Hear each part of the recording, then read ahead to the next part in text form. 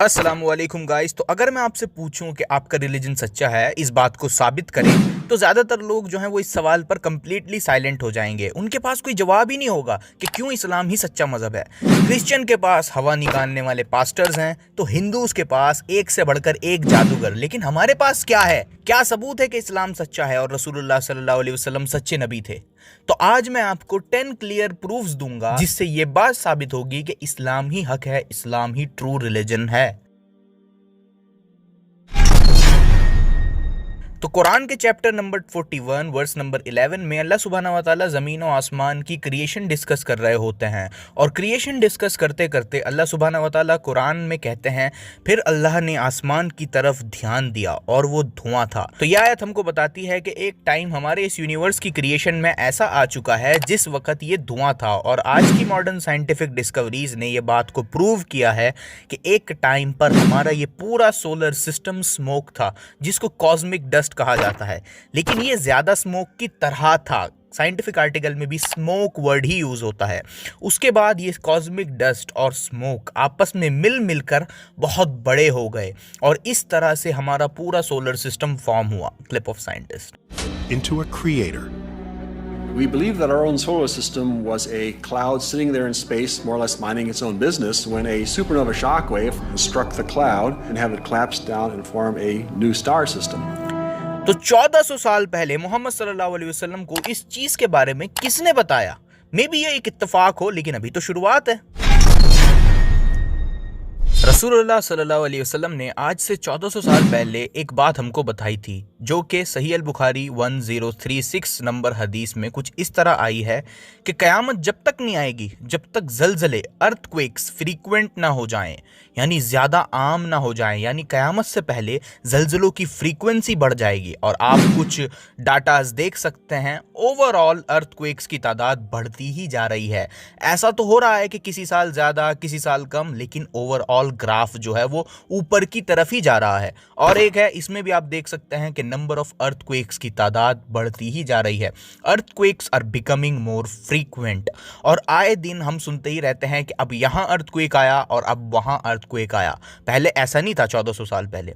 तो इतनी accurate prediction 1400 साल पहले कौन बता सकता था रसूलुल्लाह सल्लल्लाहु अलैहि वसल्लम को? कुरान में एक और बड़ी कमाल की और माइंड ब्लोइंग चीज़ हमको देखने को मिलती है। कुरान के चैप्टर 17 वर्स 12 में आता है, अल्लाह सुब्हानहू व तआला ने रात और दिन को दो निशानियां बनाया। रात की निशानी यानी मून को हमने धुंधला कर दिया, मिटा दिया, इरेज कर दिया या फीका कर दिया। और दिन की निशानी यानी सूरज को हमने चमकता रखा। तो इस आयत से हम साफ देख सकते हैं कि रात की निशानी को अल्लाह ने मिटा दिया या बुझा दिया, यानी एक टाइम पर चांद भी जलता था, रोशन था सूरज की तरह, और चांद में भी बहुत चमक थी। लेकिन क्योंकि अल्लाह ने उसको रात की निशानी बनाया तो उसको बुझा और मिटा दिया गया, उसकी लाइट छीन ली गई। और आज ये कोई ढकी छुपी बात नहीं है। आज साइंटिस्ट इस बात को जानते और मानते हैं कि एक टाइम पर हमारा ये मून एक फायरी मैस था। फिर धीरे धीरे इसकी आग ठंडी हुई और ये बुझ गया। That the Earth formed, and while it was still young, another planet-sized object, something about the size of Mars, came in and hit the Earth. Blew off a huge amount of material, which then coalesced and formed the moon. और आज भी कुछ ऐसे संकेत हमको मिलते रहते हैं मून की तरफ से कि शायद ये स्टिल थोड़ा थोड़ा एक्टिव है अंदर से। The moon is small enough that over 4 billion years, it should have cooled all the way through. And yet, there's still some things that we see that maybe kind of sort of indicate that there's still stuff going on inside of it.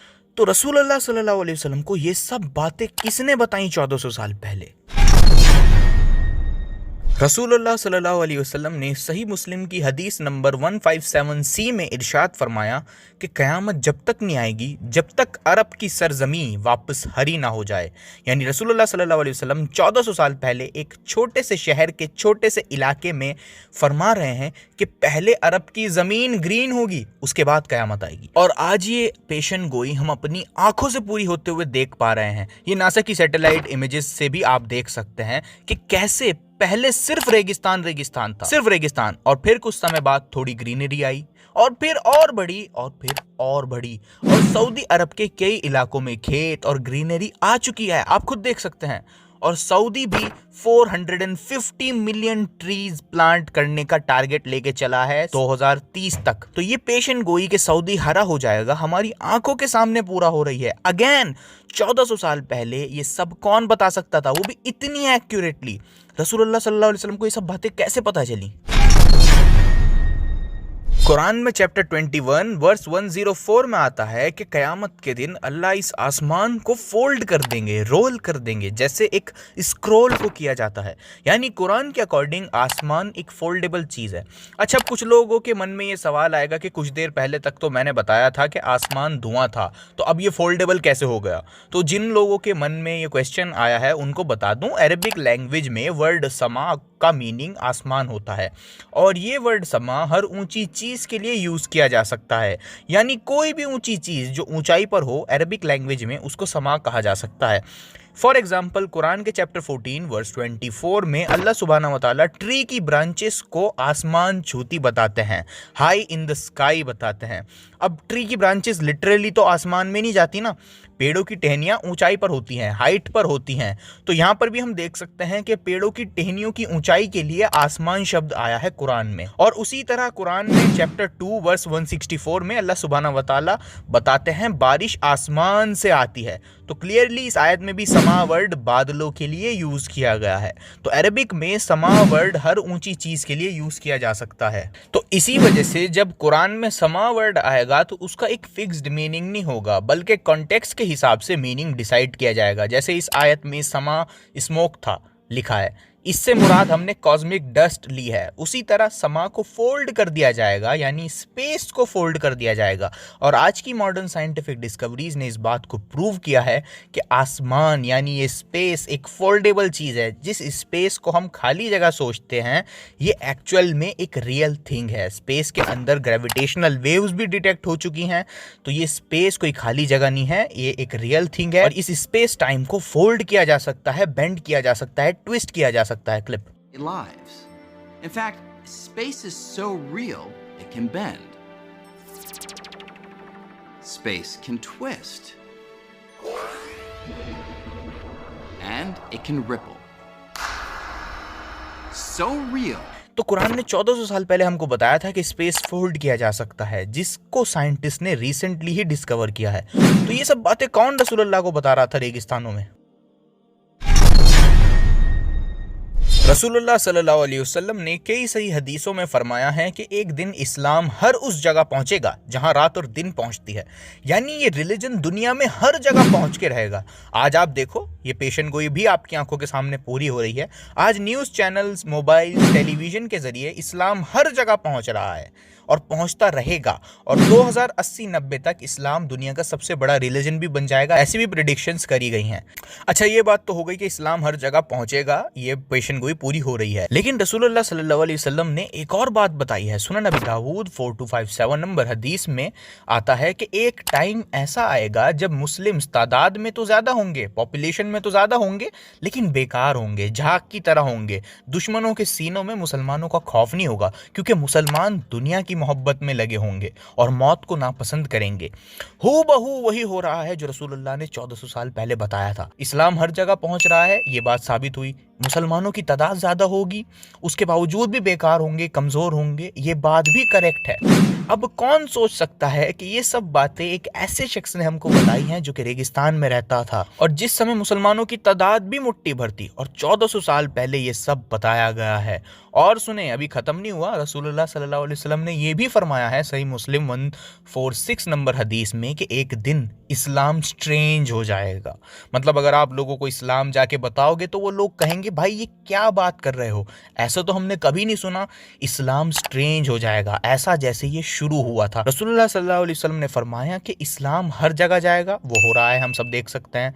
मुसलमानों की तादाद ज़्यादा होगी लेकिन बेकार होंगे, वो भी हो रहा है, ये भी हमारी आंखों के सामने हम देख सकते हैं। अब एक टाइम इसके बाद ऐसा आना है जब लोग इस्लाम को सुन के उसको स्ट्रेंज समझा करेंगे। तो ये सब चीज़ें इतनी एक्यूरेटली कोई शख्स जो 1400 साल पहले रहता था वो कैसे हमको बता सकता है, अगर नाउजुबिल्लाह वो झूठा था तो। कुरान ने आज से 1400 साल पहले एक बात हमको बताई थी चैप्टर 10 वर्स 92 में, जिसमें आता है एक इजिप्शियन फिरौन के बारे में। इसमें आता है जिसने खुद के खुदा होने का दावा किया था, जिसने अपने कई मंदिर मूर्तियां बनवाई थी और जिसने खुद को गॉड कहा था और खुद को गॉड ही मानता था। उस इजिप्शियन फिरौन के बारे में कुरान में आता है कि अल्लाह ने उस फिरौन को डुबा कर मार दिया, लेकिन अल्लाह ताला फरमाते हैं हम उसकी बॉडी को बचा लेंगे ताकि वो फ्यूचर जनरेशन्स के लिए एक निशानी बनी रहे। रामसेस द सेकंड की लाश यानी फिरौन की लाश 1881 सीई में डिस्कवर हुई और इसकी ये माइंड ब्लोइंग प्रिजर्वेशन देखकर हर कोई हैरान था। ये उन इजिप्शियन फेरोज में से था जिनकी बॉडी लार्जली इंटैक्ट थी। सर टोनी रॉबिन्सन की क्लिप सुने। Just across the river from Luxor lies the famous Valley of the Kings, where Ramesses himself was buried. His mummy was discovered in 1881. One of the few pharaohs whose body has survived largely intact. और कुरान ने हमको ये भी बताया है कि फिरौन जो है वो खुद को गॉड मानता था, खुद को खुदा की जगह ही देखता था। और मॉडर्न आर्कियोलॉजिकल डिस्कवरीज ने इस बात को भी साबित किया है कि जब ये मम्मी जिंदा थी, जब इसने खुद के खुदा होने का दावा किया था, इसने खुद के कई मंदिर भी बनवाए थे। Ramses II is shown not only worshipping the gods, but worshipping an image of his own deified self. So you have Ramses II as pharaoh, worshipping Ramses II as god, all taking place during the lifetime of Ramses II. Well, the people considered him as a god, and he himself reclaimed that he is one of the gods. And you can see this very clear at the temple of Abu Simbel. When you reach the Holy of the Holiest at the end of the temple, you find Ramses II is sitting beside other gods. So he became himself a god. Historically Ramses the second की body priest ने एक secret location पर छुपाई थी 1000 year BCE में। और जिस time Quran ने यह बताया था कि फिरौन की लाश को बचा लिया जाएगा, उस टाइम तो किसी के फरिश्तों को भी नहीं पता था कि फिरौन है कहाँ। ऐसे में 1881 CE में फिरौन की लाश मिलना और आज तक उस लाश का म्यूजियम में रखा हुआ होना एक ही बात साबित करता है कि ये कुरान कोई इंसान लिख ही नहीं सकता। और फिरौन के बारे में और बहुत कुछ जानने के लिए आप मेरी ये वीडियो देखिएगा। 1 घंटे की वीडियो मैंने सिर्फ फिरौन के टॉपिक पर बनाई है, तो ये वीडियो से आपको बहुत कुछ सीखने को मिलेगा। तो ये वीडियो की लिंक डिस्क्रिप्शन में मिल जाएगी। तो ये बात रसूलुल्लाह सल्लल्लाहु अलैहि वसल्लम को किसने बताई कि फिरौन की लाश को बचा लिया जाएगा और वो लाश हमको मिल भी जाती है?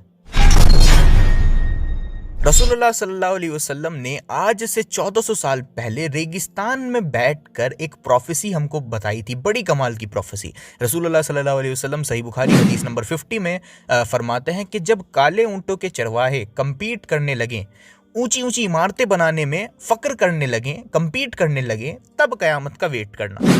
रसूलुल्लाह ने फरमाया कि ये चरवाहे, ये ऊंटों को चराने वाले, ये लोग बड़ी बड़ी बिल्डिंग्स बनाने में कंपटीशन करेंगे और ये पेशन गोई भी आपकी आंखों के सामने पूरी हो रही है।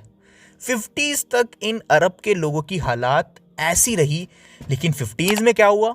ऑयल मिला, द ब्लैक गोल्ड। फिर तो आप सब लोग जानते ही हैं कि क्या हुआ। फिर इन्हीं ऊंटों के चरवाहों ने ऊंची ऊंची इमारतें बनाना शुरू कर दिया, एक दूसरे से कंपटीशन शुरू कर दिया। दुनिया की सबसे ऊंची बिल्डिंग दुबई में है, बुर्ज खलीफा, और अब एक जेद्दा टावर बन रहा है सऊदी में जो बुर्ज खलीफा से भी ऊंचा होगा, और एक और प्रोजेक्ट है जो कि 2 किलोमीटर लंबा होगा। तो एक कांस्टेंट कंपटीशन चल रहा है। तो ये बात कौन 1400 साल पहले सोच सकता था? जहां ये लोग ऊंटों को चराया करते थे, आज वहीं पर ऊंची ऊंची इमारतें बनी हुई हैं। फिर मेरा सवाल यही होगा कि कौन सी टाइम ट्रैवल की मशीन रसूलुल्लाह सल्लल्लाहु अलैहि वसल्लम को ये सब जानकारी दे रही थी? अच्छा, कुछ लोग आज भी और आज से 2-3 साल पहले तक भी कुरान की चैप्टर 16 वर्स 15 का मजाक बनाते थे और कहते थे कि कुरान में तो लिखा है कि माउंटेन्स अर्थक्वेक्स को प्रिवेंट कर सकते हैं, यानी माउंटेन्स की वजह से अर्थक्वेक्स का इम्पैक्ट कम हो सकता है। कुरान में ऐसा लिखा है उनके अकॉर्डिंग। तो इस्लाम के दुश्मन कहते हैं कि कुरान अनसाइंटिफिक है क्योंकि माउंटेन्स अर्थक्वेक्स को प्रिवेंट नहीं कर सकते हैं। Clip. Mountains prevent earthquakes, and the Quran even claims that these mountain things prevent earthquakes. That's why they are planted into the earth. Now I get it. If you honestly Google for such a claim, you only find Islamic or pro-Islamic sources. देखा कैसे इस्लाम का दुश्मन कुछ समय पहले तक इस बात पर कुरान का मजाक बना रहा था, लेकिन आज अल्हम्दुलिल्लाह कई आर्टिकल्स और जियोलॉजिस्ट के पीयर रिव्यूड पेपर अवेलेबल हैं जिसमें इस बात को बताया गया है कि एक्चुअली माउंटेन्स अर्थक्वेक को प्रिवेंट कर सकते हैं और माउंटेन्स अर्थक्वेक्स को दूसरी जगह पर भी भेज सकते हैं, जिससे उनकी पावर और बढ़ सकती है और माउंटेन्स अर्थक्वेक की पावर को, उसके इम्पैक्ट को कम भी कर सकते हैं। तो माउंटेन्स अर्थक्वेक्स के इम्पैक्ट को कम भी कर सकते हैं और बढ़ा भी सकते हैं। और इस आयत की और भी मल्टीपल इंटरप्रिटेशंस हैं, सिर्फ यही नहीं है। लेकिन जिस आयत का ये लोग मजाक बना रहे थे, आज हम उन लोगों का मजाक बना रहे हैं। तो 1400 साल पहले ये बात रसूलुल्लाह सल्लल्लाहु अलैहि वसल्लम को कौन बता सकता था कि माउंटेन्स जो हैं वो अर्थक्वेक को प्रिवेंट कर सकते हैं। रसूलुल्लाह सल्लल्लाहु अलैहि वसल्लम की एक हदीस है, सही मुस्लिम 2646। इसमें आता है जब बच्चा माँ के पेट में होता है तो वो पहले एक ड्रॉप ऑफ सीमेन होता है, फिर वो क्लॉट ऑफ ब्लड होता है, फिर वो लंप ऑफ फ्लैश बनता है एंड उसके बाद मेल एंड फीमेल बनता है। तो इस हदीस का इस्लाम के दुश्मन आज भी मजाक बनाते हैं और कहते हैं कि बच्चा मेल बनेगा या फीमेल बनेगा, ये चीज़ तो इस स्टेज से ही तय होती है जब सिर्फ स्पर्म होता है, तभी से ये तय होता है कि बच्चा मेल बनेगा या फीमेल बनेगा। लेकिन उन इस्लाम के दुश्मनों को ये चीज़ नहीं पता कि इस हदीस में रसूलुल्लाह सल्लल्लाहु अलैहि वसल्लम एम्ब्रियो की फाइनल शेप की बात कर रहे हैं। फाइनल शेप यानी इस हदीस के अकॉर्डिंग एम्ब्रियो को उसकी फाइनल शेप कई स्टेजेस के बाद मिलती है और ये चीज़ आज साइंटिफिकली हमको पता है। ये रिसर्च पेपर आपके सामने है, genetic mechanism of sex determination. इसमें साफ साफ बताया है 7th वीक से पहले एम्ब्रियो जो है वो इनडिफरेंट होता है, यानी 7वें हफ्ते से पहले एक एम्ब्रियो ना तो मेल की तरह दिखता है और ना ही फीमेल की तरह दिखता है। 7th वीक के बाद सेक्सुअल डिफरेंस शुरू होता है। तो जैसा कि इस हदीस में बताया गया कि एक एम्ब्रियो को उसकी फाइनल शेप बाद में मिलती है, आज मॉडर्न साइंस भी वही कहती है। Clip. Your baby's sex is set at conception. At around 7 weeks, your baby's internal sex organs, such as ovaries and testes, begin to form in the abdomen. Male and female sex organs and genitalia look the same at this stage because they're derived from the same structures. और यही वजह है कि professor Keith अल्मूर, जो कि एक माने जाने एम्ब्रियोलॉजिस्ट हैं, जब उनको कुरान की आयतें जो कि एम्ब्रियोलॉजी के ताल्लुक से हैं और ये हदीसें दिखाई गई, तो उन्होंने भी कहा था कि ये सब जानकारी रसूलुल्लाह सल्लल्लाहु अलैहि वसल्लम को अल्लाह के सिवा कोई और नहीं दे सकता है। Clip. Descriptions of the human embryo in the Quran cannot be based on scientific knowledge in the 7th century. The only reasonable conclusion is that these descriptions were revealed to Muhammad from God. तो आप बताएं, ये सब information रसूलुल्लाह को कौन दे सकता है 1400 साल पहले? एविडेंसेस बिल्कुल क्लियर है, बस आपको हिम्मत करके एक्सेप्ट करना है।